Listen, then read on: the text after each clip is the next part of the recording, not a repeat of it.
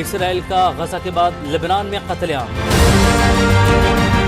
Israel is calling up reserve troops along its northern border with Lebanon. آخر اسرائیل جو ہے اس کے مقاصد کیا ہیں؟ اسرائیل بیسیکلی ایک بلی کا کردار ادا کر رہا ہے. یہ نہ تو کسی یو این او کو مان رہا ہے. آج زیونزم اپنی فل تھروٹل فارم میں ایکسپوز ہو چکا ہے.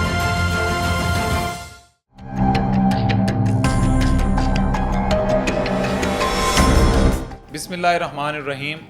تقدیر کے قاضی کا یہ ہے فتویٰ ازل سے، ہے جرم ضعیفی کی سزا مرگ مفاجات. 7 اکتوبر 2023 کو حماس کی جانب سے ایک سرپرائز دیا گیا اسرائیل کو، لیکن اس کے بدلے میں اسرائیلی فوج نے پورے غزہ کو قبرستان بنا دیا. اب یہ جنگ غزہ سے ہوتی ہوئی رفح اور رفح میں قتل و غارت گری کی داستان رقم کرتی ہوئی لبنان کے بارڈر تک آن پہنچی ہے. اسرائیلی فورسز نے لبنان کے جنوبی علاقوں میں شدید بمباری کی ہے اور وہاں پر تقریباً 500 سے زائد شہادتیں ہو چکی ہیں. آخر اس مسئلے کا حل کیا ہے اور اسرائیل کو کون سی ایسی طاقتیں ہیں یا کس طریقے سے اس کو روکا جا سکے گا؟ اسی مسئلے پر بات کرنے کے لیے ہم نے اپنے اسٹوڈیو میں دعوت دی ہے عمر فاروق صاحب کو، جو سینئر تجزیہ کار ہیں. ان سے جانتے ہیں کہ آخر اس مسئلے کا حل ہے کیا. السلام علیکم عمر صاحب. وعلیکم السلام سجاد صاحب. ویلکم ٹو شو.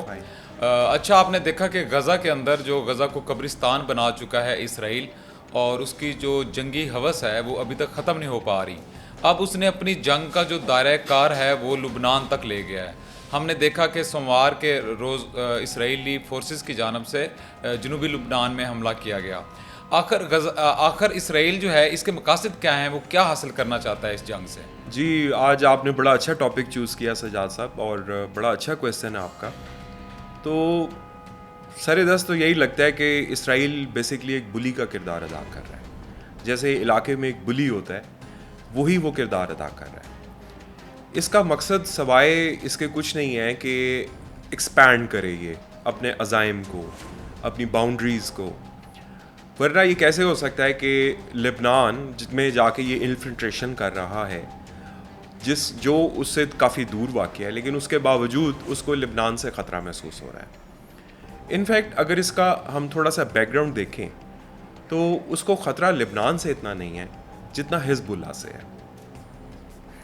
حزب اللہ ایک آرگنائزیشن ہے اور اسرائیل اس کو اپنے لیے خطرہ سمجھتا ہے. وہ یہ سمجھتا ہے کہ اگر حزب اللہ کو میں کنٹرول کر لیتا ہوں بائی اٹیکس اور بائی سے، تو اس خطے میں یا اس ریجن میں کمفرٹیبل ہو جاؤں اور باقی ممالک پہ میری دھاک بیٹھ جائے گی. لیکن یہ صرف ایک پوائنٹ آف ویو ہے. اگر ہم حزب اللہ کا پوائنٹ آف ویو دیکھیں تو وہ یہ سمجھتے ہیں کہ اسرائیل جو ہے وہ مظالم کرتا ہے اور اس کی جو ایگزسٹنس ہے وہ بیسکلی خلاف قانون ہے. تو آپ کو پتہ ہی ہے ہر چیز کے 2 پوائنٹ آف ویو ہوتے ہیں. اگر کوئی ایک شخص کسی کے لیے ولن ہے تو وہ کسی دوسرے کے لیے ہیرو بھی تو ہے. تو اسی وجہ سے اسرائیل جو ہے حزب اللہ کو اپنی ایگزسٹنس کے لیے ایک تھریٹ سمجھتا ہے، اور حزب اللہ بھی یہ سمجھتی ہے کہ اسرائیل جو ہے وہ پیلسٹائن کے لیے ایک تھریٹ ہے. اس میں ہم نے یہ بھی دیکھا کہ جو اسرائیل ہے اس کی انٹیلیجنس جو پاور ہے وہ اتنی اسٹرانگ ہے کہ اس نے حزب اللہ کو نہ صرف لبنان میں، غزہ میں اگر وہ کچھ ان کے مجاہدین لڑ رہے تھے، بلکہ اس نے ایران میں بھی آ کے اس پر بھی حملہ کیا. اسماعیل ہانیہ کی شہادت آپ دیکھ لیں. جی، تو اس کا جو انٹیلیجنس نیٹ ورک ہے وہ اتنا مضبوط ہے کہ حزب اللہ اس کو توڑنے میں اب تک ناکام ہے. اس کی کیا وجوہات ہے کہ اسرائیل ہمیشہ سے ٹیکنالوجی کے ذریعے وہ حزب اللہ کو قابو کر لیتا ہے اور ان کے جو سربراہان ہیں ان کو وہ ٹارگٹ کر کے نشانہ بناتا ہے؟ جی سجاد صاحب، آپ کا یہ بڑا پرٹیننٹ کویسچن ہے کہ یہ کیسے پاسبل ہوا. ابھی آپ نے پچھلے دنوں دیکھا ہوگا کہ اچانک سے پیجر ایکسپلوڈ ہو گئے.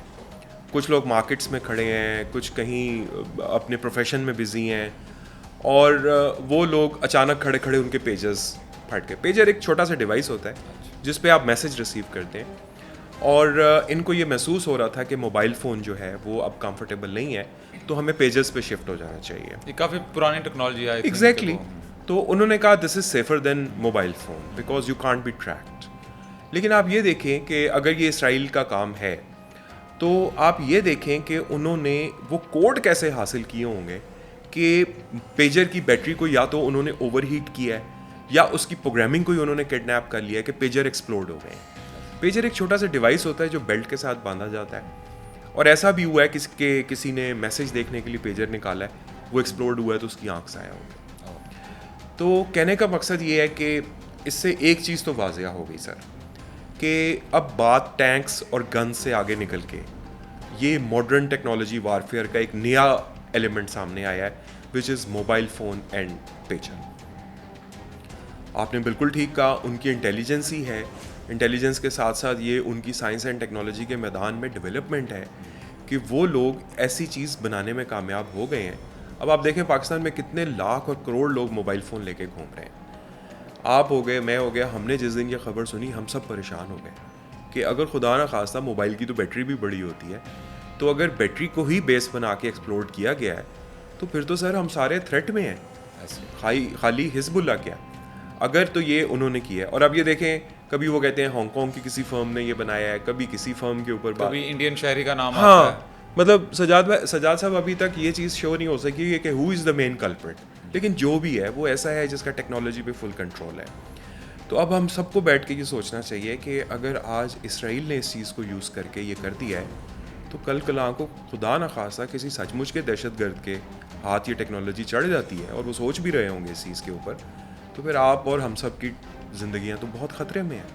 لہٰذا سب کو سر جوڑ کے بیٹھنا چاہیے اور اس کا کوئی توڑ نکالنا چاہیے. بالکل. حزب اللہ کے کچھ رہنماؤں نے یہ الزام لگایا ہے کہ اس کے پیچھے جو ہے وہ اسرائیل کا ہاتھ ہے, اور اسرائیل نے ہی جو ہے یہ واکی ٹاکی, یہ پیجرز کے بعد واکی ٹاکی پہ بھی اٹیک ہوئے ہیں, تو یہ اسرائیلی انٹیلیجنس یا ان کی جو جدید ٹیکنالوجی ہے یہ اس کے ذریعے ہوئے ہیں, اور اس سے کافی ان کو نقصان پہنچا ہے. جس طرح تقریباً کوئی 45 کے قریب ان کے جو حزب اللہ رہنما ہیں انہوں نے شہادت پائی ہے, اور تقریباً کچھ 4000 تک وہ زخمی بھی ہو چکے ہیں. تو یہ ٹیکٹکس جو ہے جو یوز کی فرسٹ ٹائم ہم نے دیکھا, تاریخ میں ابھی اس طرح کا کوئی نظر نہیں آیا.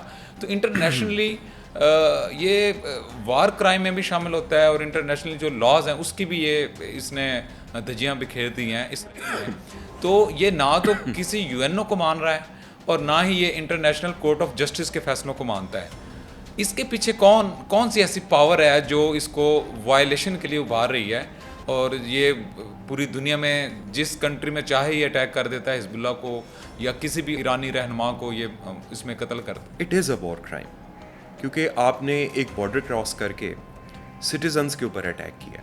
کل کلاں کو جس وقت یہ ڈیسائیڈ ہو جائے گا یہ کس نے کیا ہے اور کون کون اس میں انوالو تھا, تو پھر ظاہر ہے کرمنلز کو تو سزا ملنی چاہیے. 1940s میں جس وقت آٹومن امپائر, سلطنت عثمانیہ اور باقی الائڈ فورسز کے بیچ میں ایک وار لگی ہوئی تھی, تو اس وقت جو بھی فیصلہ ہوا, آرمسٹائس ہو گیا, جو معاہدہ ہو گیا گریس کے مقام پہ, 1918 کی بات ہے جب یہ جنگ ختم ہو گئی اور آٹومن امپائر کی شکست ہو گئی, تو پیچھے رہ جانے والی نیشنز میں صرف برٹش اور فرینچ رہ گئے تھے.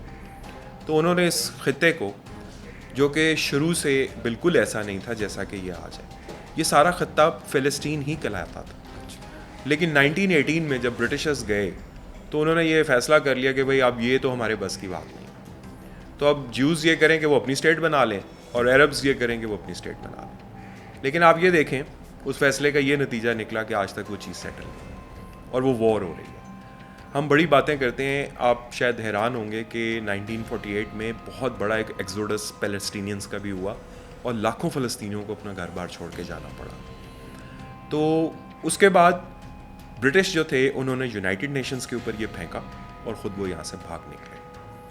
اب اگر آپ یونائٹڈ نیشنز کی بات کریں تو یونائٹڈ نیشنز کی ریزولوشن اور OIC کی بھی ریزولوشن یہ موجود ہے کہ 1967 میں ایک وار ہوئی تھی کہ اسرائیل نے جن علاقوں پہ قبضہ کیا ہے وہ واپس کریں, اور جو 1967 سے پہلے کی پوزیشن ہے اس پہ ہم لوگ واپس آئیں. پاکستان کا بھی یہی موقف ہے, لیکن پاکستان ساتھ میں 2 نیشن 2 اسٹیٹ کا بھی کانسیپٹ پیش کرتا ہے.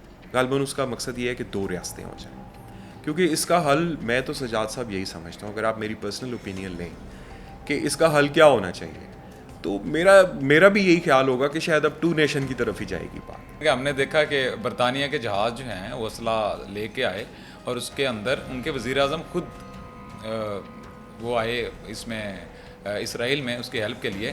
اور جیسے 7 اکتوبر کے بعد جب یہ ایونٹ ہوا کہ حماس نے کیا, تو پھر جو امریکی صدر ہیں وہ بھی خود آئے, اور انہوں نے یہ بڑا اسٹرانگ میسج دیا کہ اسرائیل ہمارا الائے ہے اور ہم اس کے ساتھ کھڑے ہیں.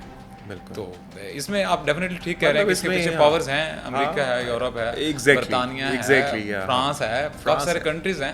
تو کیا غزہ کے پیچھے یا فلسطین کے پیچھے بھی کچھ اس طرح کی مسلم ریاستیں یا عرب لیگ یا OIC کی کچھ ایسی پاور ہے جو اس کو سلوشن کی طرف لے کے جائیں, جس طرح آپ نے کہا کہ یہ جو ہے ٹو اسٹیٹ اس کا سلوشن ہے. اچھا, پاکستان کے اندر بھی اس پہ کچھ ڈبیٹ ہے. کچھ لوگ یہ سمجھتے ہیں کہ جس طرح قائد اعظم رحمۃ اللہ علیہ نے فرمایا تھا کہ اسرائیل جو ہے یہ ایک خنجر ہے جو عرب کے سینے میں گھونپا گیا اور یہ ناجائز ریاست ہے, اس کو کبھی بھی پاکستان تسلیم نہ کرے. ٹھیک ہے, یہ آن دا ریکارڈ ہے. اس کے بعد ہماری پالیسیز کے اندر, فارن پالیسیز کے اندر کافی چینجز آتی گئیں, لیکن کرنٹلی ہماری گورنمنٹ کا اور اسٹیبلشمنٹ کا آئی تھنک یہی موقف ہے جو آپ بتا رہے ہیں کہ ٹو اسٹیٹ جو سلوشن ہے. کیا یہ ہوتا ہوا نظر آ رہا ہے UNO, یا کیا یہ اسرائیل مانے گا کہ ایک آزاد فلسطینی ریاست جس پر اس نے خود قبضہ کر کے اس کو قبرستان بنا کے وہ ایک اسٹیٹ کے طور پر اس کے پہلو میں ہو؟ سجاد صاحب, ایسا نہیں ہے کہ فلسطین بالکل اکیلا ہے. اگر ہم OIC کی ریزولوشن کو اٹھا کے دیکھ لیں, کیونکہ وی ٹاک ان ریزولوشنس نا, مطلب ایک سویلائز سوسائٹی ہے, وی ٹاک تھرو. اب جیسے کہ ہمارے وزیر اعظم غالباً 79th ہونے جا رہا ہے جو یونائٹیڈ نیشنز کاؤنسلس کا. جی اب وہ 5 روزہ دورے پر ایگزیکٹلی, غالباً انہوں نے فرائیڈے کو ایڈریس کرنا ہے, تو وہ بھی اس چیز کو اٹھائیں گے. وزیر دفاع نے بھی اسپیچ کی ہے, خواجہ آصف صاحب نے, انہوں نے اس پوائنٹ کو اٹھایا ہے کہ یہ جو غزہ کا ایشو ہے یہ اس کا بڑا اثر ہوگا, اور اس کے جب تک یہ سالو نہیں ہوتا تب تک جو دنیا ہے یہ امن کی طرف شاید نہیں جائے گی. بالکل صحیح بات ہے. اب یہ بات آپ کی درست ہے کہ قائد نے یہ ورڈز کہے تھے. اگر قائد نے یہ ورڈز کیے تھے تو آپ اس بندے کی سوچ دیکھیں کہ کتنا آگے تک دیکھ رہے تھے. آج زیونزم اپنی فل تھروٹل فارم میں ایکسپوز ہو چکا ہے اور ساری دنیا جو ہے مذمتی قراردادیں پیش کر رہی ہے, لیکن اسرائیل کسی کا بھی نہیں سن رہا. یہی چیز قائد اعظم محسوس کرتے تھے. اسرائیل کا جو جنگی جنون ہے اس نے غزہ کو قبرستان بنایا اور پھر ابھی جنوبی لبنان پہ شدید بمباری ہے. ایران کے اندر وہ اٹیک کر چکا ہے, ٹھیک ہے. اسی طرح شام کے اندر بھی اس نے سفارت خانے پہ اٹیک کیا. تو ایران کو مستقبل کے اندر کتنے خطرات لاحق ہیں اسرائیل سے, کیونکہ ایران ہمارا پڑوسی ملک ہے. تو ڈیفینیٹلی اگر ایران خدا نخواستہ ڈسٹیبل ہوتا ہے تو پاکستان پر بھی اس کے اثرات ہوں گے. تو اس ٹائم ایران کے رول کو آپ کس طرح سے دیکھتے ہیں؟ بالکل صحیح کہہ رہے ہیں آپ. بیسکلی جیسا کہ آپ اور میں شروع میں ڈسکس کر رہے تھے ایکسپینشن کی بات کو, ظاہر ہے ایران میں بھی اور پوری دنیا میں بھی یہ ایک سوچ فلرش تو کر رہی ہے کہ اگر حزب اللہ کو یہ پکڑتے ہیں یا لبنان کے اوپر یہ اٹیک کرتے ہیں تو کل کو یہ کسی بھی ملک کے اوپر اٹیک کر سکتے ہیں. تو ایران لازمی اگلی اسٹریٹجک موو بھی سوچے گا کہ یار یہ کہیں کل کو میری طرف نہ اٹیک کر دیں. تو اگر اس میں ایران بھی انوالو ہو جاتا ہے تو پھر پاکستان بھی تو قریب ہی لگتا ہے. تو پھر جنگ اس کا مطلب ہے کہ کسی صورت بھی اس مسئلے کا حل نہیں ہے. آپ کو ٹیبل پہ آنا ہی پڑے گا, اور اگر ٹیبل پہ آپ آتے ہیں تو پھر آپ کو دیکھنا پڑے گا دونوں سائڈوں کی ڈیمانڈ کیا ہے. دونوں سائڈوں کی ڈیمانڈ ہوم لینڈ ہی ہے. تو کہیں نہ کہیں تو سر ہمیں رکنا ہے. سجاد صاحب, ابھی اس میں جو یہ کہتے ہیں OIC بولتا ہے اور یہ سارے بولتے ہیں کہ یہ 1967 سے پہلے کی پوزیشن میں آئے, وہاں پہ ایک مقدس مقام ہے جو 3 ریلیجنس کے لیے انتہائی مقدس ہے, یروشلم جس کو آپ بولتے ہیں. پیلسٹینین اس کو اپنا کیپٹل بولتے ہیں, کیونکہ مسلمس یہ سمجھتے ہیں, جو کہ قرآن اور حدیث کی روشنی میں واضح بھی ہے, کہ حضور پاک صلی اللہ علیہ وسلم یہیں سے معراج کے اس کے اوپر تشریف لے کے گئے تھے. اسی طرح کرسچنس کا یہ ہے کہ وہ یہ سمجھتے ہیں کہ حضرت عیسیٰ نے وہاں پہ تعلیم دی. جوز کا بھی وہاں پہ کافی بڑا ٹیمپل موجود ہے. تو یہ تینوں ریلیجنس کے لیے, نیشنز کے لیے کافی ایک پوائنٹ, اسٹرانگ پوائنٹ ہے. تو اگر تو یہ سر اس مسئلے کو حل کرنا ہے تو آپ کو اس کا وہی کرنا پڑے گا جو OIC اور UN نے کہا ہے, اور ان کا یہی کہنا ہے کہ پیلسٹائن کو آپ یہ جیروسلم دیں تاکہ یہ مسئلہ آگے حل ہو. تو میرا تو یہی خیال ہے کہ اس کو 2 اسٹیٹ بنایا جائے, اگر ٹھنڈے دل سے لوگ غور کریں, کیونکہ ہمارے پروگرام کا مقصد یہی ہے کہ ہم لوگوں کو یہ بتا سکیں کہ یہ بھی پاسبلٹی ایک ہے. ورنہ سر جو چل رہا ہے وہ تو پھر چل ہی رہا ہے نا, اور وہ کئی ہزار سال سے چل رہا ہے, اور پتہ نہیں اگر خدا نہ خواستہ اس کو نہ روکا گیا تو وہ اور کتنا چلے گا. تو میرا یہ خیال ہے کہ اس کا یہ حل ایک موجود ہے, اور یہ ہماری گورنمنٹ آف پاکستان کا سٹانس بھی ہے سر. بہت شکریہ عمر فاروق صاحب, آپ نے ہمیں ٹائم دیا. Thank you sir. جی ناظرین، آپ نے گفتگو سنی. اسرائیل جو ہے یہ پوری دنیا کے اندر واحد کنٹری ہے جو نہ تو اقوام متحدہ کی کسی قرارداد کو مان رہا ہے اور نہ ہی انٹرنیشنل کورٹ آف جسٹس کے کسی فیصلے کو مان رہا ہے. اس نے اپنی سرحدیں بڑھانے کے لیے جو جنگی جنون اپنے سر پر سوار کر رکھا ہے، اس کا کوئی نہ کوئی حل نکالنا ضروری ہے. آج اگر ہم اس کا حل سوچیں گے تو اس کا حل نکلے گا، ادروائز یہ ہوگا کہ یہ جنگ لبنان سے ہوتی ہوئی شام اور پھر ایران تک بھی پہنچ سکتی ہے. ہم امید کرتے ہیں کہ پاکستان اس میں اپنا کردار بھرپور طریقے سے نبھائے گا. سجاد حسین کو اجازت دیجیے. اللہ حافظ.